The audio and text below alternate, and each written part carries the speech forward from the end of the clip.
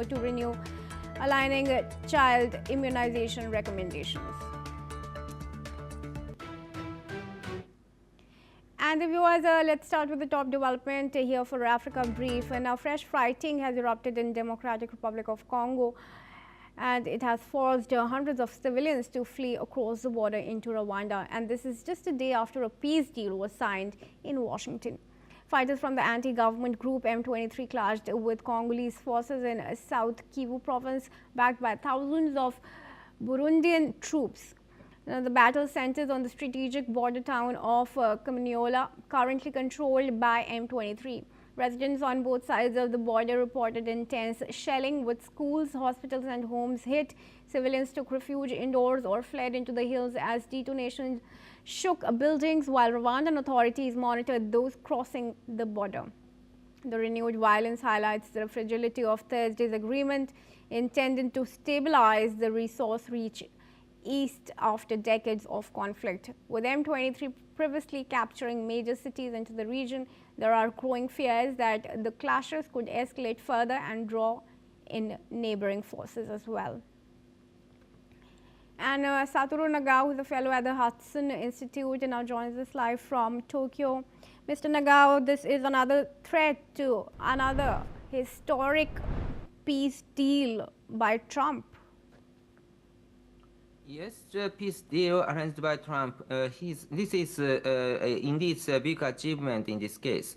But at the same time, the peace deal is not easy, especially just after it had started. Because for a long time they fight each other, they hate each other. In this case, it is not easy to stop their emotion. And at the same time, confirming the ceasefire is needed because they stopped firing. Is this a real ceasefire or just time to reorganize their forces to restart the attack? But it is not easy to distinguish.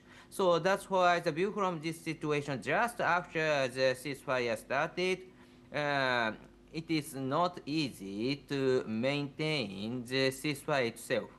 So that is maybe current situation, I think, because just one day after the agreement. But at the same time, one more thing is a little bit complicated thing, because this battle in the Congo is escalating to be the more multinational battle, because M23 supported by Rwanda, and now Congolese army is supported by Burundi. So this means this is quite international. So ceasefire agreement has happened between Congo and Rwanda. This means that Congo and Rwanda means that Congo's army and M23's support of the M23 is included in ceasefire.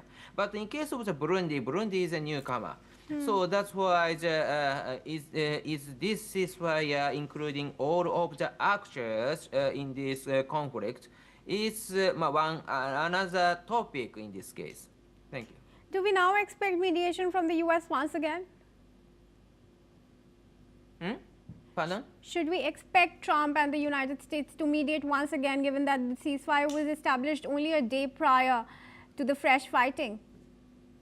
Yeah, repeatedly intervention, repeatedly pressure is needed, because without without President Trump's intervention, the conflict hasn't stopped. So that's why if the ceasefire started, this is not the end of the ceasefire negotiation. This is the starting point to maintain the ceasefire. So that's why the maintaining intervention or continuing to making pressure to maintain the ceasefire. But this kind of the effort is needed from the U.S. administration side. So that's why without the U.S. pressure, which is very strong, far stronger than these countries in the conflict, so that is very important to maintain ceasefire, I think. All right, do stay on with us, Mr. Nagao. We have some more developments coming in this regards.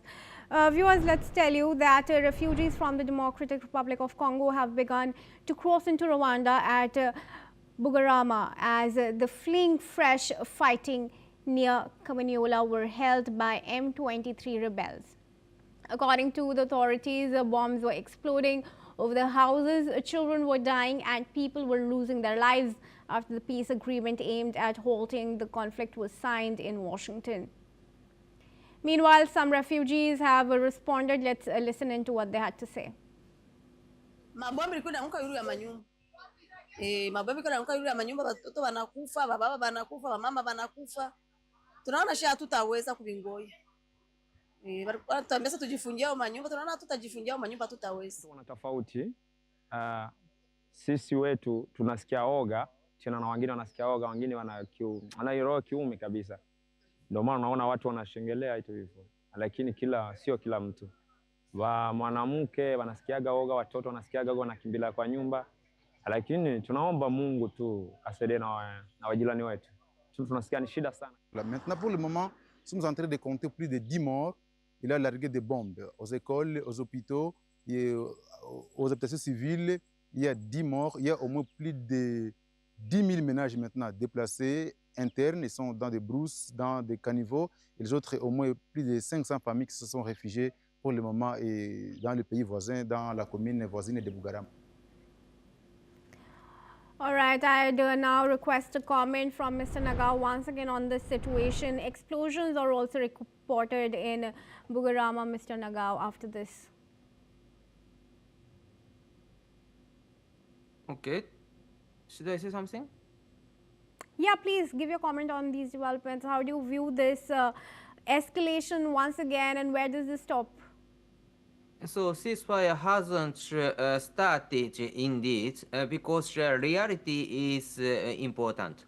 So in the officially, of course, a peace deal has signed, but this is not the meaning just end this conflict. This explosion or fighting proved it. So that's why the real ceasefire, real peace deal need to start. In this case, more pressure from the President Trump administration, and more pressure or more will of the conflict actors to cooperate with this peace deal. These are the needed. Without this, the battle will continue, and the peace deal is just a paper. All right, thank you, Mr. Nagao, for your comment there. I'd leave it at that for now and move on, viewers.